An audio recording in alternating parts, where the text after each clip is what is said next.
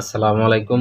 আশা করি সকলে ভালো আছেন, সুস্থ আছেন। আজকের এই ভিডিওর মাধ্যমে আমরা দেখব একটি digital charger, digital battery charger. যে চার্জারের সাহায্যে আপনারা ব্যাটারি চার্জ করলে ব্যাটারির এই চার্জারের যে ক্লিপ থাকে, আমরা চার্জারটা দেখি। এই চার্জারের যে নেগেটিভ এবং পজিটিভ ক্লিপ থাকে, এই ক্লিপ দুটি একসাথে হয়ে গেলেও কোনো রকম ফায়ার করবে না বা কোনো কিছু করবে না। দ্বিতীয়ত আছে এটাতে ফুল কাট সুবিধা। এখানে লেখা আছে reverse reverse and reverse battery positive এবং নেগেটিভ প্রোটেকশন। আর এখানে লেখা আছে 10 এম্পিয়ার। এটা 10 এম্পিয়ার একটি চার্জার। এটা automatic stop work with battery full হয়ে গেলে এটি অটোমেটিকলি ভাবে ব্যাটারি চার্জ করা স্টপ করে দিবে। এটা দিয়ে 100 বা 200 এম্পিয়ারের ব্যাটারি চার্জ করা যাবে। এখানে ইন্ডিকেটর দেওয়া আছে। এখানে আমরা সর্বোচ্চ 200 এম্পিয়ারের ব্যাটারি এটা দিয়ে চার্জ করতে পারবো। এটাতে তৃতীয় আরেকটি সুবিধা আছে, এখানে একটি কুলিং ফ্যান দেওয়া আছে। এই ফ্যানটা যখন ওভারহিট হয় বা বেশি এম্পিয়ার নেয়, সেই ক্ষেত্রে এই ফ্যানটা ঘুরে আমাদের চার্জারটাকে ঠান্ডা রাখে। আর এই চার্জারটা আরও একটা মজার বিষয় হলো, এই চার্জারটা 14 ভোল্টের একটি চার্জার। এখান থেকে 14 ভোল্ট আউট হয়ে এখানে আসে। কিন্তু এই দেখেন চার্জারটা কিন্তু আমার রানিং, কিন্তু এখানে কোনো রকম ফায়ার করে না। এই দুইটি তার একসাথে হলেও কোনো রকম কোনো সমস্যা হচ্ছে না। কারণ এটাতে রিভার্স এবং ফরওয়ার্ড রিভার্স প্রোটেকশন দেওয়া আছে, যার কারণে এটা ব্যাটারির সাথে কানেক্ট করা মাত্রই এটা কাজ করবে, এছাড়া কোনো কাজ করবে না। আর এখানে আমাদের ব্যাটারি চার্জ করার সময় এখানে এম্পিয়ার শো করে, আর এখানে ভোল্ট শো করে, কত পার্সেন্ট চার্জ আছে সেটাও এখানে শো করে। তো আমরা ব্যাটারির সাথে কানেক্ট করি। আমি একটি 12 ভোল্ট 9 এম্পিয়ারের ব্যাটারি নিলাম।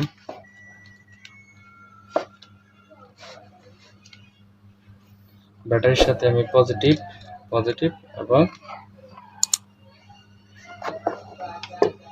নেগেটিভের সাথে নেগেটিভ কানেকশন করলাম। করা মাত্রই দেখেন আমাদের 1 এম্পিয়ার নিচ্ছে, কারণ এই ব্যাটারিটি প্রায় ফুল চার্জ হয়ে গেছে, তাই 1 এম্পিয়ার শো করতেছে। 0.9 0.8 কিছুক্ষণের ভিতরে আমাদের এই চার্জ নেওয়া বন্ধ করে দিবে, ফুল কাট হয়ে যাবে। অতএব আপনার একটু সময় ধৈর্য ধরেন। 0.8 এম্পিয়ার এই ব্যাটারিটি এখন গ্রহণ করতেছে। আমরা ব্যাটারিটি যখন ফুল চার্জ হয়ে যাবে, এটা অটোমেটিকলি কাট হয়ে যাবে। আর ব্যাটারি আমার কত পার্সেন্ট আছে সেটাও এখানে আমরা দেখতে পারবো। এই যে আমার ব্যাটারিটা ফুল চার্জ হয়ে গেছে, তার মানে ব্যাটারিটা আমার ফুল কাট হয়ে গেছে। এখানে কিন্তু কোনো রকম ভোল্টেজ ঢুকছে না, আমার এখানে 0 ভোল্ট হয়ে আছে। আমরা এই দেখেন ক্লিপ খুললাম, ক্লিপ খোলার পর এই দুইটি ক্লিপ একসাথে করে দিলাম। ওই দেখেন আমার কোনো রকম ফায়ার বা কোনো রকম কোনো কিছু হচ্ছে না।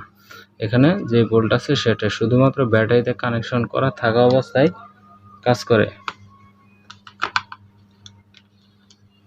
এই যে ব্যাটারিতে কানেকশন করলাম 0.8 এম্পিয়ার, তার মানে ব্যাটারিটা আমার ফুল। কিছুক্ষণের ভিতরে 0 এম্পিয়ারে চলে আসছে, তার মানে আমার ব্যাটারিটা ফুল হয়ে গেছে।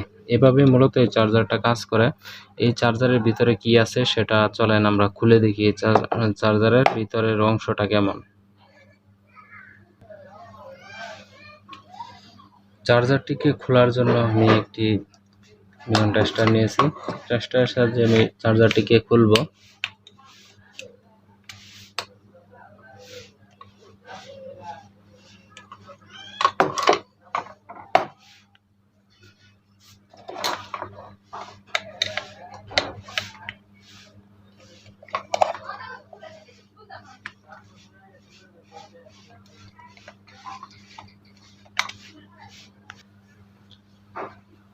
চার্জারটিকে আমরা খুলে ফেলেছি, সম্পূর্ণ খুলে ফেলেছি। দেখেন এখানে খুবই ভালো মানের একটি সার্কিট পিসিবি বোর্ড ব্যবহার করা হয়েছে। এখানে চপার আছে, আর এটা হলো একটি ক্যাপাসিটর, 400 ভোল্টের ক্যাপাসিটর। আর এখানে দেখা যাচ্ছে একটি মসফেট, আর এখানে একটি অপটো কাপলার আছে।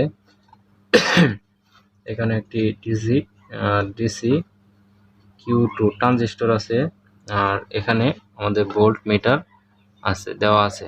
আর পিছনের সাইডে আমরা দেখতে পাচ্ছি যে এখানে কিছু আইসি আছে, 2টা আইসি এবং ছোট ছোট এসএমডি ডায়োড এবং এসএমডি রেজিস্টর দিয়ে চার্জারটি সম্পূর্ণ করা হয়েছে।